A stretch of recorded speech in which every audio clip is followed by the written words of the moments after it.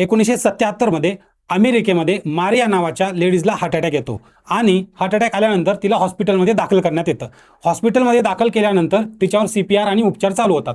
उपचार CPR झाल्यानंतर काही तासानंतर ती शुद्धीवर येते. ती शुद्धीवर आल्यानंतर ती जी काही वर्णन करते त्याच्यानंतर रुग्णालयामध्ये सगळेच्या सगळे स्टाफ एकदम थक्क राहतो. तो का? कारण ती सांगते की तुम्ही जो CPR देत होता, तुम्ही ज्या काही ट्रीटमेंट मला करत होत्या ते मी सगळं बघत होते. ते कसं माझ्या शरीरातून आत्मा वरती आला आणि मी तुमचं सगळं पाहत होते. आणि तिचं डिस्क्रिप्शन तिने एवढं सटीक केलं की कुणालाही विश्वास बसणार नाही ते असा. कारण असं त्यांनी सगळं खरोखर घडलं होतं. मग तिने सांगितलं की मी थोड्या वेळानंतर माझा आत्मा वरच्या मजल्यावर गेला आणि वरच्या मजल्यावर जाऊन तिने सगळं सांगितलं. तिने एवढं सटीक सांगितलं की वरच्या मजल्याच्या खिडकीच्या बाहेर एक शूज आहे, त्या शूजची जी लेस आहे ना ती त्या बुटाच्या खाली आहे. इतकं जास्त मायक्रो ऑब्झर्वेशन तिने दिलेलं होतं. मग हे खरं आहे का खोटं आहे? मग तिथल्या डॉक्टरांनी तिथं वरी गेलं आणि बघितलं की खरंच हे खरं आहे, शूज होतं तिथं का नाही हे बघितलं तर खरंच पाहतात तर तिथं शूजही होतं. मग मात्र सगळ्याचे डोळे चक्रावले.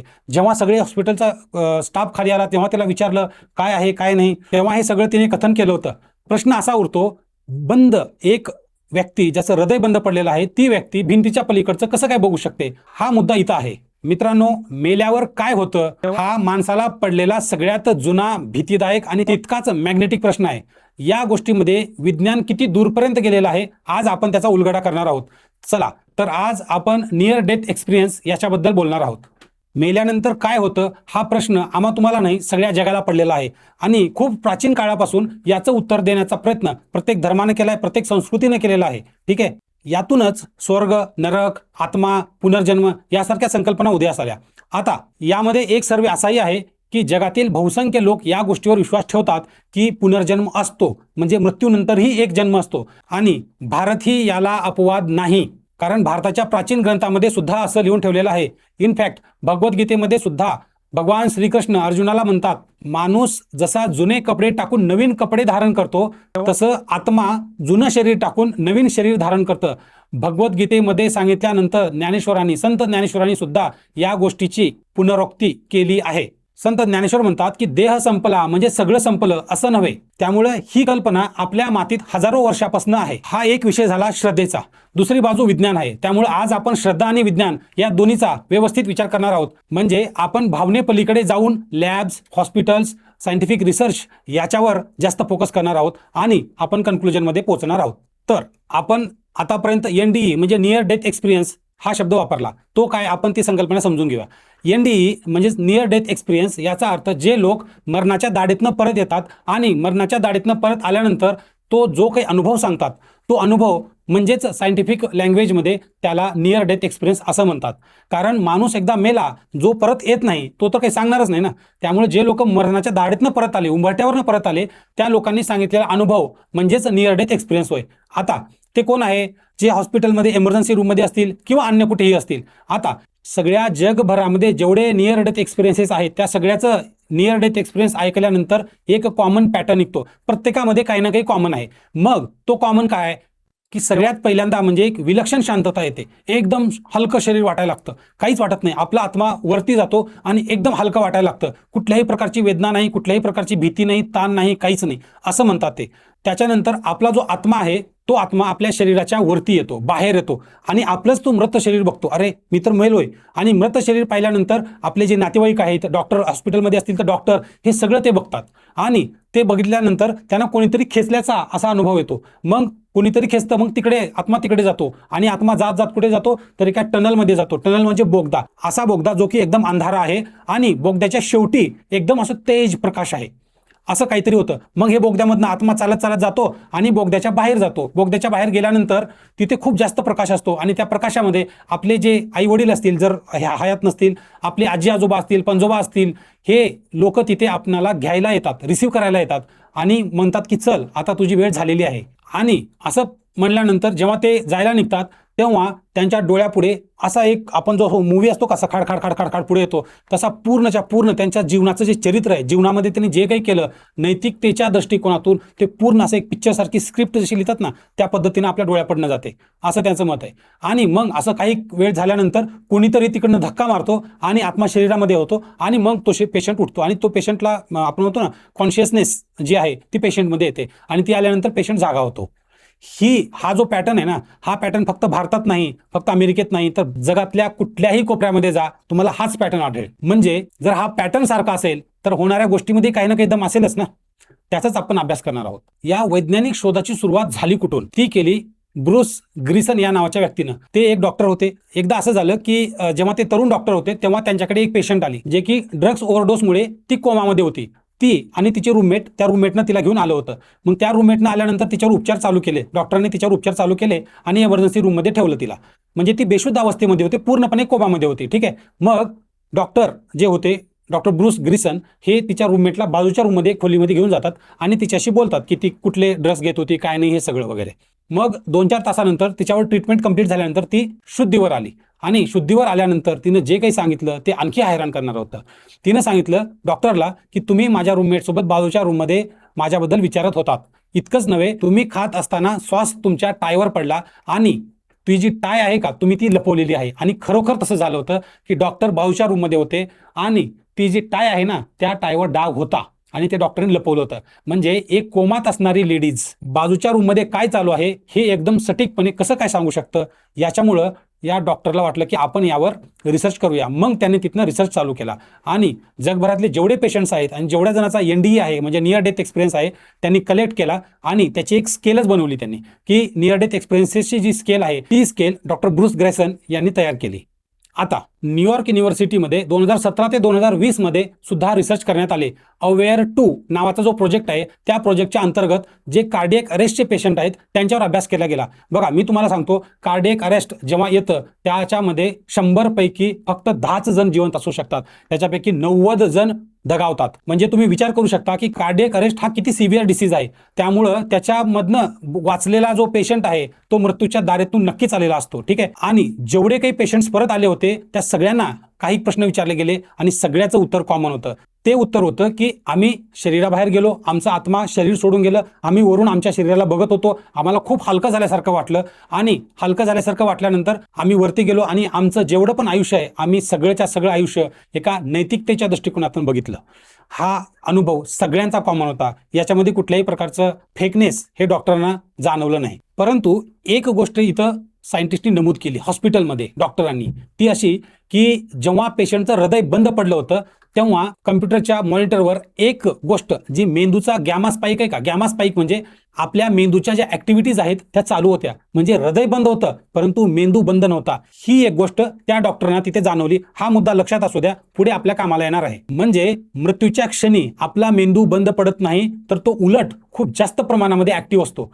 आता जे पण आपण वरती बघितलं की आपला आत्मा वरती येतो, त्यानंतर अंधाऱ्या टनलमधनं म्हणजे बोगद्यातनं जातो, प्रकाशाकडे जातो, आपलं पूर्ण जीवनचरित्र नैतिकतेच्या दृष्टिकोनातून आपण एका पिक्चरसारखं, फिल्मसारखं काही वेळातच बघतो. मग हे सगळं वैज्ञानिक दृष्ट्या हा जो गॅमाचा स्पाईक झालेला आहे तो कारणीभूत आहे का अन्य काही, त्याचं उत्तर पुढे बघूया. आता एक इंटरेस्टिंग गोष्ट सांगतो तुम्हाला. नियर डेथ एक्सपिरियन्सचे अनुभव जगभर जरी सारखे असले परंतु त्याचा कंटेंट सारखा नाही. म्हणजे अमेरिकेमध्ये जे नियर डेथ एक्सपिरियन्स पेशंटला विचारलं गेलं त्याच्यात सगळं सारखं होतं, म्हणजे पॅटर्न सेम होता, म्हणजे आत्मा बाहेर येणे, टनलमधनं जाणे आणि प्रकाशाकडे जाणे.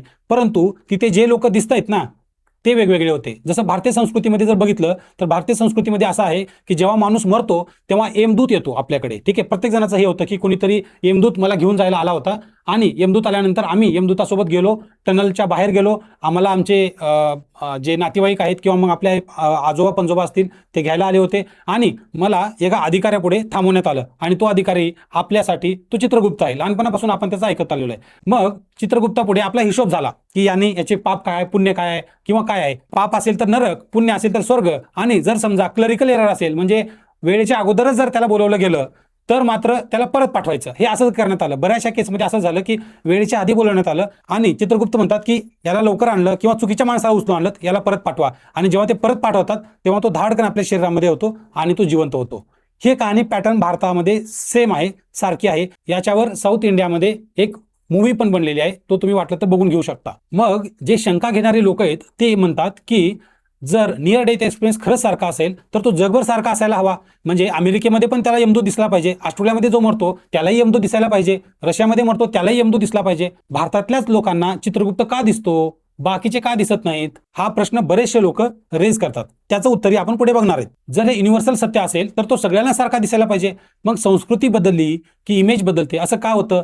तर कदाचित आपण लहानपणापासून जे ऐकत आलोय, जे आपल्या माइंडमध्ये आहे, कदाचित आपल्याला तेच दिसत असावं, असं या लोकांचं मत आहे. मग हा सगळा खेळ मेंदूचा आहे का? याचं उत्तर देण्यासाठी जे शंका घेणारे लोक आहेत त्यांच्याकडे पुरेसं सायंटिफिक इव्हिडन्स आहे. आता बघा, आपण एकेका गोष्टीचं प्रामाणिक उत्तर देऊया. सगळ्यात अगोदर ते काय म्हणतात, आत्मा जेव्हा बाहेर येतो आणि जेव्हा एका टनलकडे जातो तेव्हा एक मोठा प्रकाश दिसतो. आपण मागे बघितलं होतं, हॉस्पिटलमध्ये गॅमा सर्ज होत होता, म्हणजे हार्ट अटॅक आला तेव्हा हार्ट बंद जरी पडलं तरी सुद्धा आपला मेंदू ऍक्टिव्ह होता, म्हणजे गॅमा रेज जे होते ना त्याची स्पाइक होते. त्या स्पाइक झाल्यामुळं तो प्रकाश जाणवत होता आणि तो प्रकाश जो आहे तो गॅमा रेजमुळे येतोय, हे आता सायंटिफिक दृष्ट्या प्रूव्ह झालेलं आहे. म्हणजे त्याला वैज्ञानिक कारण आहे. म्हणजे हे गॅमा रेज आपल्या ज्या मेंदूचा असा भाग जो कॉन्शियसनेसशी जोडलेला आहे त्याच भागातून तो सर्ज होतात, त्यामुळं आपल्याला तो भाग दिसतोय, त्यामुळं आपल्याला तो प्रकाश दिसतो. मग दुसरं काय, मग त्या अंधारा टनल जो आहे त्याचं काय सत्य आहे? तर आपले जे डोळे असतात, डोळ्याच्या मध्यभागी जास्त पेशा असतात आणि डोळ्याच्या बाजूनं कमी पेशा असतात.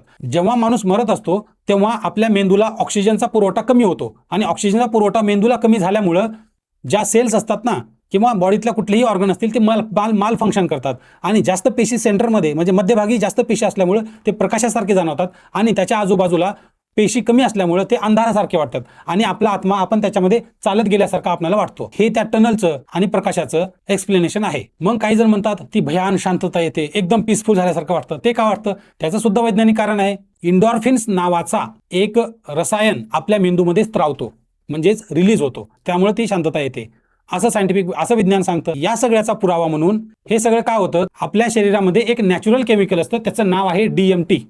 बरं का, सायंटिफिक स्टडीज म्हणतात की हे DMT मुळे होतं. मग या लोकांनी काय केलं की हे प्रूव्ह करण्यासाठी DMT त्या लोकांना दिलं गेलं जे लोक कॉन्शियसमध्ये आहेत, म्हणजे आपल्या तुमच्यासारखे साधारण लोक. आणि जेव्हा ते DMT दिलं गेलं तेव्हा त्यांच्या निदर्शनास आलं की जे अनुभव त्या लोकांनी सांगितले तेच अनुभव या लोकांनी पण सांगितले. म्हणजे वैज्ञानिक दृष्ट्या हे जे पण होत आहे ते सगळंच्या सगळं आपल्या मेंदूचा खेळ आहे आणि मेंदूमध्ये रिलीज होणाऱ्या केमिकलचा लोचा आहे. हे असं आहे का? तर हो.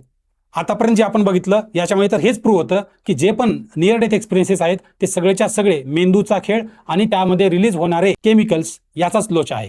तर मग विषय इथं संपला का? म्हणजे याचा अर्थ मेंदू सगळं करतो असं आहे का? तर थांबा, असं नाही.